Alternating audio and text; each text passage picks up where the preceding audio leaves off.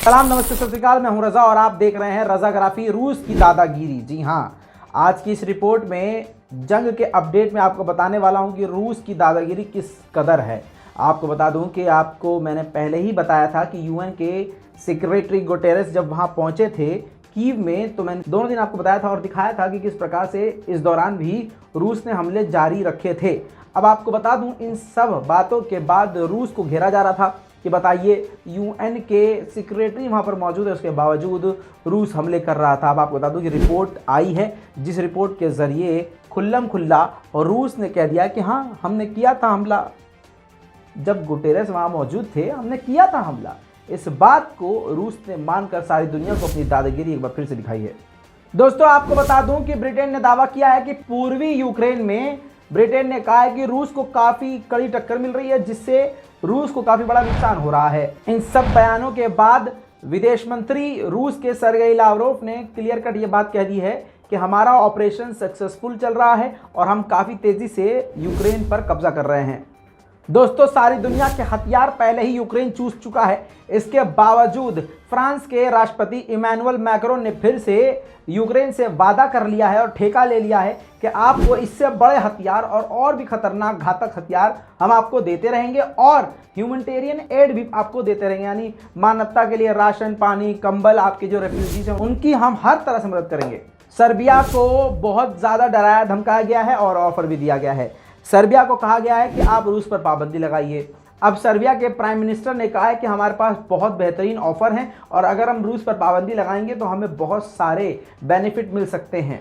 पहले तो सर्बिया ने मना कर दिया था कि रूस पर पाबंदी नहीं लगाएंगे, लेकिन अब उन्होंने कह दिया है कि हम 6 मई को फैसला सुनाएंगे कि हम रूस पर पाबंदी लगाएंगे कि नहीं। दोस्तों, बड़ी जानकारी एक और आ रही है। यूक्रेन की सरकार की तरफ से बताया यह गया है कि ज़ेलेंस्की यानी यूक्रेन के राष्ट्रपति जब से जंग चल रही तब से अपनी बीवी से नहीं मिल पाए हैं, अपने घर वालों से नहीं मिल पाए हैं। और इसी के साथ जानकारी ये दी है कि 2 बार कम से कम हमने काफ़ी करीब से देखा है कि उनको जान से मारने की और उनको पकड़ने की लगातार रूस कोशिश कर रहा है, यानी उनकी जान को खतरा है। अब ये यूक्रेन का नया प्रोपेगेंडा है या कुछ और, फैसला आपका है। कमेंट बॉक्स खुला हुआ है। अब एक और आपको सबसे बड़ी जानकारी दे दूं कि रूस ने पिछले कई दिनों में 17 यूक्रेन की फैसिलिटीज पर हमला किया और कम से कम 200 यूक्रेन के सैनिकों को खत्म कर दिया।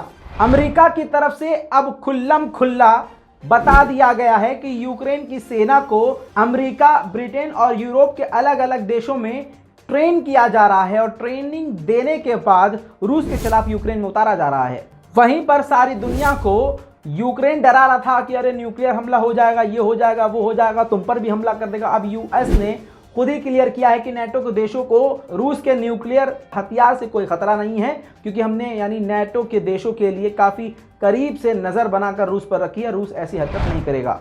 लेकिन जानकारी के लिए बता दूं कि सर्गेई लावरोव ने यानी रूस के विदेश मंत्री ने अभी 2 दिन पहले ये कहा था कि वेस्ट को और जो अड़ोस पड़ोस के देश हैं, खासकर यूरोपीय देश हैं, उनको रूस को अंडर एस्टिमेट नहीं करना चाहिए और गलतफहमी नहीं रहना चाहिए कि वो यूक्रेन पर परमाणु नहीं मार सकता। बड़ी बात आपको ये बता दूं कि जर्मनी की सरकार इस मौके का फायदा उठा के वर्ल्ड वॉर 2 में जो हार हासिल हुई थी उसे रूस से, वो बदला इस वक्त इस तरह से चुका रही है कि वो यूक्रेन को हथियार दे रही है। जर्मन की सरकार की ये सारी रणनीति को जर्मन के बड़े बड़े सेलिब्रिटी समझ चुके हैं। बड़े बड़े सेलिब्रिटीज ने ओपन लेटर लिखा है, खुली चिट्ठी लिखकर गवर्नमेंट ऑफ जर्मनी को बोला है कि जो आप यानी हम जो हथियार जर्मनी यूक्रेन को दे रहा है, इससे हम रूस को उकसा रहे हैं कि वो हम पर भी हमला करे। दोस्तों, मैंने सबसे पहले एक घूस्ट ऑफ कीव के बारे में बताया था, जो ऐसा सैनिक है यूक्रेन का कि जब ये जंग शुरू हुई थी तो अकेले ने फाइटर जेट के जरिए, जी हाँ, 10 रूसी फाइटर विमानों को मार गिराया था, जिसको घूस्ट ऑफ कीव कहा जाता था। आपको बता दूं कि रूस के निशाने पर वो चढ़ चुका था और अब रशिया ने उसको खत्म कर दिया है। दोस्तों, यूक्रेन जो है हर तरह से इल्ज़ाम लगा रहा है और हर तरह से सिंपैथी हासिल कर रहा है। एक नया इल्ज़ाम रूस पर लगाते हुए कहा है कि यूक्रेन के सरजमीन पर पहुंचने के बाद यूक्रेन के यानी हमारे गेहूं को, अनाज को लूट लिया है रूस ने। बताया गया है कि 1.5 मिलियन टन गेहूं चुरा लिया रूस ने। बताइए दोस्तों, आपको बता दूं कि पूरी दुनिया का सबसे नकली और मक्कार देश यानी इजराइल, उसने यूक्रेन के लोगों की मदद करने की नौटंकी करते हुए कि ये यहूदी हैं, मैं इनकी मदद करूंगा, माफ़ कीजिएगा आज ज़्यादा एनर्जी नहीं है क्योंकि तबीयत ख़राब है, बता चुका हूँ कई बार। तो बता दूं कि उसने पिछले 6 हफ्ते से यूक्रेन की सरजमीन पर मेडिकल कैंप लगाए हुए थे। तो मेडिकल कैंप इजराइल की तरफ से थे और 6 हफ्ते से लगातार वहाँ पर यूक्रेन के नागरिकों का, सैनिकों का इलाज चल रहा था। अब न जाने इजराइल को क्या हुआ, या फिर आप साफ साफ समझ लीजिए कि रूस पूरी तरह से इजराइल को धमका चुका है और इजराइल पूरी तरह से रूस की नज़र में खटक चुका है। इसी वजह से उसने अपने मेडिकल कैंप को वापस उखाड़ लिया है और यूक्रेन को छोड़कर अकेला तन्हा वापस बुला लिया है अपने मेडिकल कैंप को, अपने मेडिकल स्टाफ को वापस इजराइल। दोस्तों, दुनिया में सबसे बड़ी धमकी अब दम लगाकर रूस ने दी है। इंटरनेशनल स्पेस स्टेशन में रूस और अमेरिका मिलकर सबसे बड़ा काम कर रहे हैं। दोनों एक दूसरे के बिना बिल्कुल अधूरे हैं। अब आपको बता दूं, रूस ने धमकी दी थी कि अगर कुछ भी हमारे खिलाफ अमेरिका ने किया तो हम इंटरनेशनल स्पेस स्टेशन में काम बंद कर देंगे। अब आपको बता दूं कि स्पेस स्टेशन में जो रशियन मौजूद हैं, उन्होंने ये जानकारी दी है कि हमारे पास शेड्यूल आ चुका है, हमारे पास ऑर्डर आ चुके हैं कि हमें कब काम बंद करना है। जी हाँ, रूस ने अपने नागरिकों को और साइंटिस्ट यानी वैज्ञानिकों को अंतरिक्ष में ऑर्डर भेज दिया है कि भाई साहब आपको कब कब किस दिन वापस आना है। दोस्तों, पूरी दुनिया की चहेती एंजेलिना जोली, हॉलीवुड की सुपरस्टार, इस वक्त लवीव यूक्रेन पहुंच चुकी हैं। आपकी स्क्रीन पर खास तस्वीरें। Анджеліна Джолі насипали в Львові.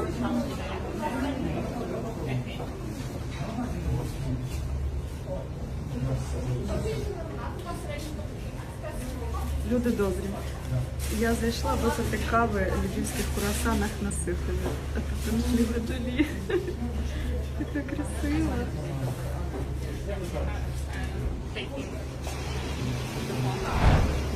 अब एंजेलिना जोली वहां पर हो या गुटेरस वहां पर हो, खार्किव के इलाके में जबरदस्त बमबारी रूस की जारी है। देखिए कॉलोनी किस तरह से बर्बाद हो गई है।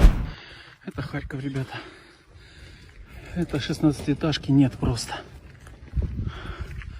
Просто сложилось здание. Такого я еще не видел. Сложились плиты. Завалило полностью подъезд. Все людские вещи на улице. Димон, давай двигай. इसके अलावा रूस ने ज़ेचा के एक गांव को निशाना बनाकर उसकी ज़मीन, उसके मकान और इंफ्रास्ट्रक्चर को पूरी तरह से बर्बाद कर दिया है। देखिए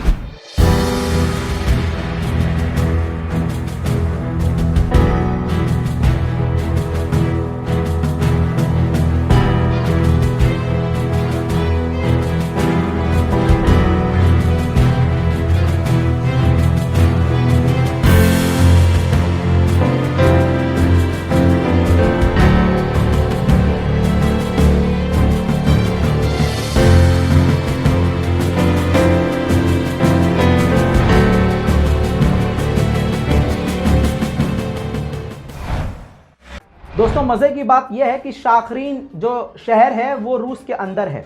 वहाँ पर भी रूस का ऑयल डिपो है जो अचानक से धमाके में तबाह हो गया। रूस को बड़ा नुकसान और यूक्रेन काफ़ी शातिराना अंदाज में ये सारे काम कर रहा है। देखिए वीडियो।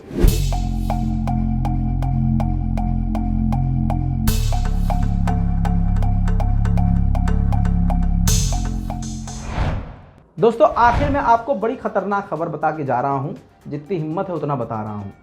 जो मैंने बता दिया मैंने आपको। ये आपकी स्क्रीन पर ये फाइटर्स हैं, ये रूस के ही हैं। जी हाँ, ध्यान से समझिएगा इस बात को।